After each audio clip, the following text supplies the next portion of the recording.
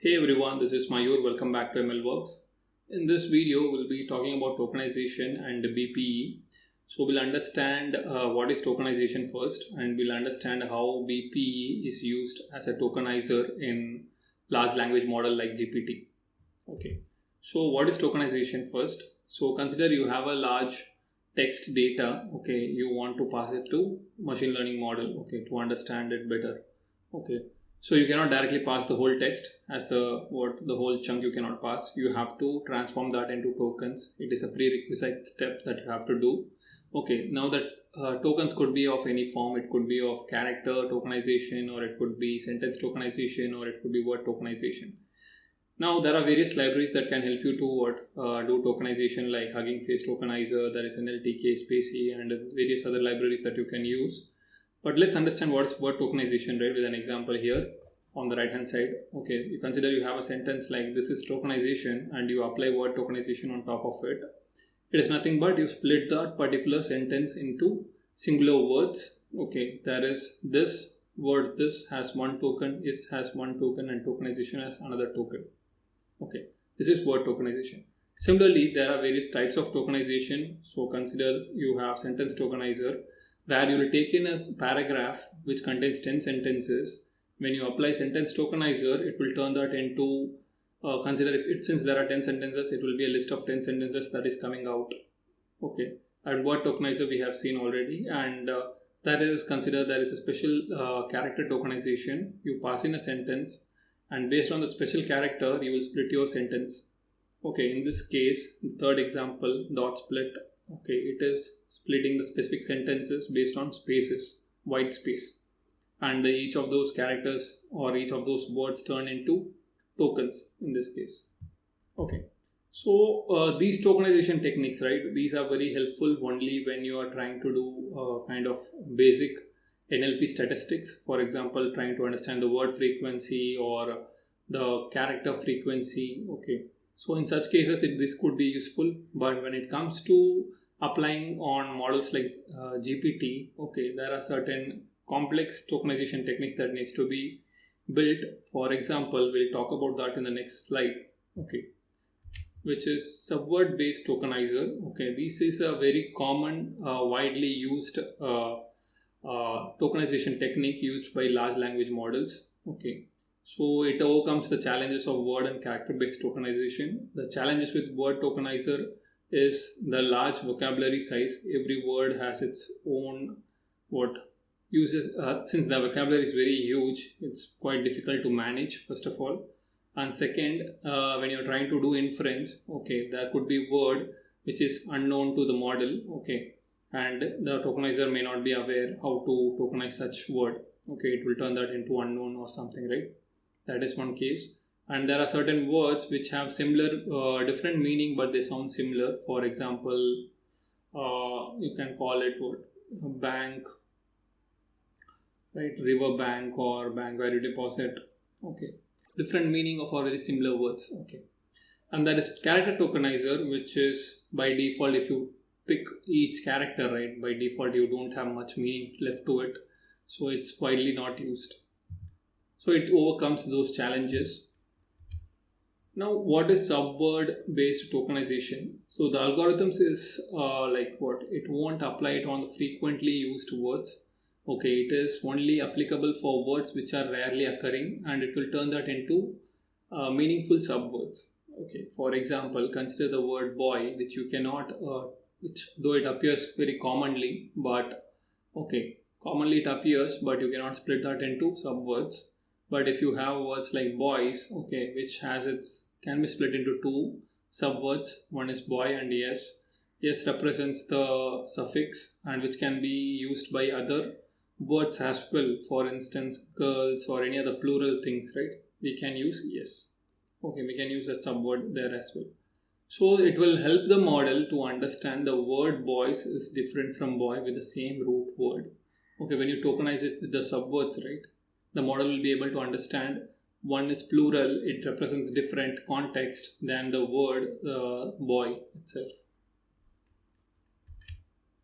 So how to perform subword tokenization algorithm, right? There are various techniques. One of them is byte pair encoding, and the other are like word piece, sentence piece, unigram, and many more. So in this video, we'll be talking about byte pair encoding, which is a compression algorithm. Okay, it was started in 1994, and what it tries to do is it tries to find the common pair of consecutive bytes, and it replaces them with a single byte for that particular common pair. So how does that occur, right? Consider you have a sentence or an input like this: A B B D, A B B A C. Okay. Now there are certain characters that are appearing often or repeatedly. For example, A B B B. So you take those common pairs and turn them into another character, which will not appear again in the whole input, right? It should not appear. For instance, A is turned into Z. Z is not appearing in any of the input. Okay, that's how you should be about replacing the character. So A will be replaced as Z, BB as Y. Now once you apply that to this specific input, it will turn into this specific sentence, this particular input. ZYD, ZYAC. Here if you see, there are certain things that are repeating. ZY is repeating. So you turn that into again iteratively, right? Turn it into what? Encode it again. So ZY is turned into CX and ZY is turned into X. And again, so we started off with around 11 to 12 characters, then we turned into 5 characters. Okay, that's what we compressed it, right? The input is compressed and we are using a smaller form of the same input. Now to decompress, we again have to map it back to the specific character. But how will we use this technique in NLP, right? So we have to understand certain concepts again here. So the most common words, as I repeated again earlier, like the most common words are just used as it is, and only the rare words are broken down into subwords, 2 or more tokens. Okay, and one more thing, right? BP uses something called as special tokens, which is angular braces with /W, which represents the boundary of each word. Okay, so consider an example here. Okay, you have a dictionary which represents the word and its appearance, number of times it has appeared. The old word appeared 7 times, older appeared 3 times, finest appeared 9 times, and lowest appeared 4 times. Now the special token is added as per BPE, and we will be getting this specific dictionary. Now once we got this dictionary, what we have to do is we have to break down this words into characters. So we'll have this particular token, and then we have O from the older, L from the older, D from the older, E from the finest, lowest, anything, right? We have each of these into taken as a specific token and number of time it is appearing. That is the frequency. So if you see here /W, right, the special token is appearing 23 times because we have added special tokens to each of these words, which is 7, 3, 9, 4, overall 23. Okay, O is again appearing 14 times because here it is appearing 7 times, here appearing 3 times, and here appearing for 4 times, which is 14. Now 16. Okay, 16 is the second frequently used token is E. Okay, if you look at here, E appearing here in all these 3 words, the E is appearing, and it is total is 16. And after breaking down the words into characters, the total number of tokens are 12. Okay, total number of tokens are 12, and the corresponding frequency is mentioned here. Now the idea is to find the most common pair that are occurring together. So let's do that. So first, as I said, so what we have to do is we have to identify the most common pair.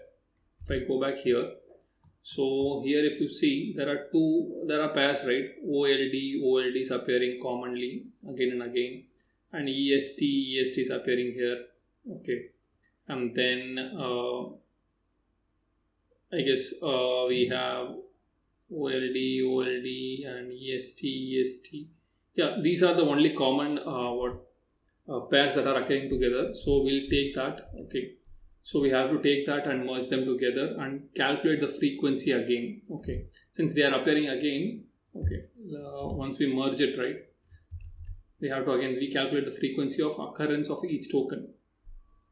Okay, let's do that first. So in the first iteration, we know, okay, E is appearing the second most common token and it is appearing frequently with S. So ES 4 times and ES 9 times in both these words, overall 13 times. So what we do is we try to merge these two characters E and S, okay, and create a new token and then add how many times it is appearing. It is appearing 13 times. Now since we have used E and S here, we can minus those characters here and here. Minus 13 and minus 13. We'll get 0 for S and 3 for E. Now we'll repeat this process again for the next token to identify which is the most common pair. So in the second iteration, we see that ES is commonly occurring again with T. So we form a new token EST and it is occurring 13 times. So we add it here as 13. And since we added here as 13, we have to subtract from here minus 13 and it will become 0. Okay. Now next iteration. So we have this specific token which is the special character token which appears again and again with EST the most commonly. It is occurring 13 times. So we form another token EST special character or special token and give it as 13 and we again must subtract it from EST and it becomes 0. So again these tokens, right, ES and EST become 0, 0 and S and T also becomes 0. Now to understand again, right, let's see why are we adding, right, why are we merging the special token here, right?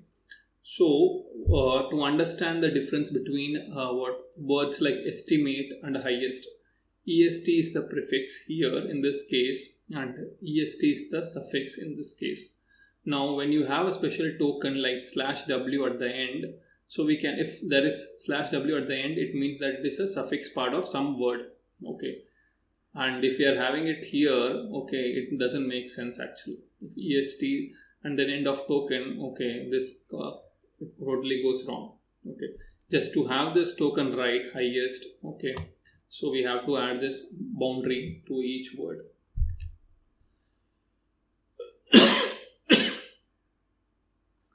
Now comes the iteration 4. Okay, here we see again O and L are appearing together 10 times. So what we do is we minus 10 here, minus 10 in the L, we get 4, 4 and we create a new token OL which is 10 times.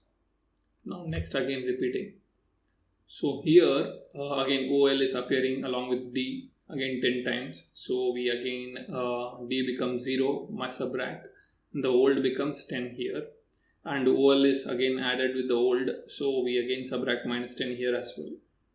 Okay, so we reduce the count for OL and then we reduce the count for O, then we have reduced the count for L. Now, so if we see here, there are other tokens, right, like finest has FIN and lowest has LOW, okay, there are so many things, right, that are present.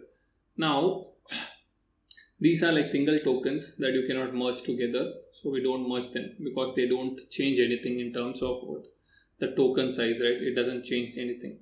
It will remain the same. So we don't do anything. But there are other words. If you want to experiment, we can continue and do the iterations. But let's stop our iterations here and just look at the table what we have formed right now. So if I go back here, okay, we have around 17 tokens. But if we look at the frequency, there are certain tokens doesn't have any frequency. It is 0. For D it is 0 and there S and T also 0. ES is 0, EST is 0 and EST and special token is 13, okay, but OL is 0. So these are the tokens which have frequency as 0 are removed. So it will come back to around 11 tokens. From 12 we got 11 tokens. But when we are trying to apply this on what real-time data set, okay, the number of tokens will reduce drastically, okay. So this is just for the case where you have 4 words and that are appearing like around 23 times.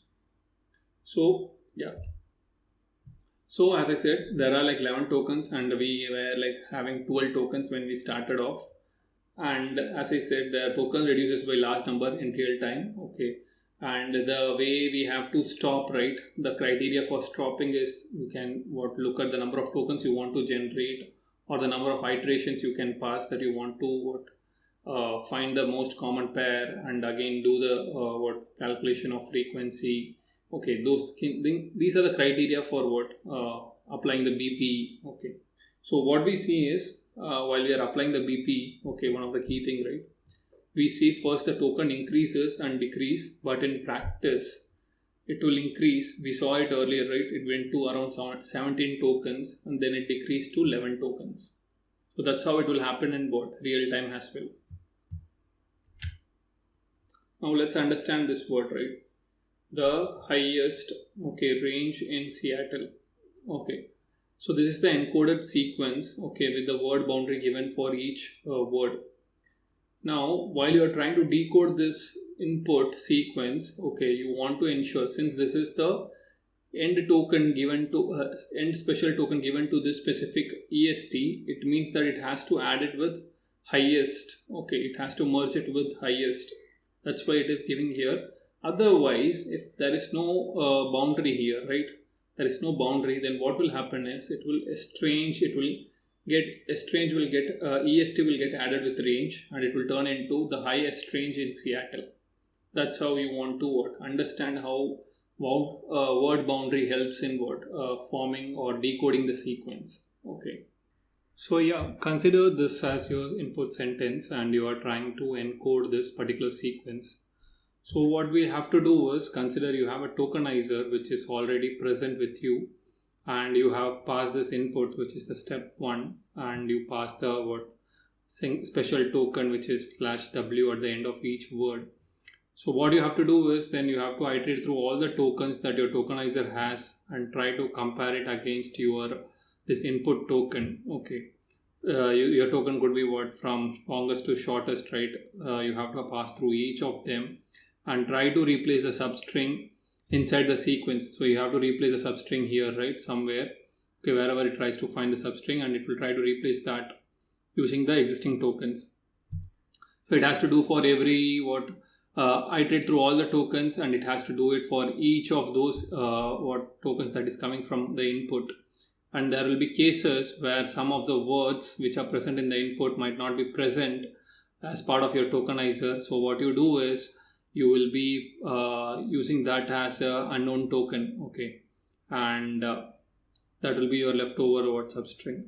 Okay, so what we do is, in case of new word unknown word, we apply the encoding, which is like a computationally expensive operation because we have to iterate through all the tokens, and then we have to identify from longest to shortest tokens and find if there are any of the tokens that are matching with your input, and then you have to split them into subwords.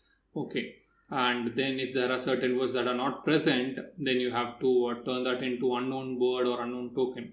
So all those are present, and which can be, as I mentioned here in the third point, if there are unknown words in it, then you can add it as a word to the dictionary for future reference as well. Now, is BP a greedy approach?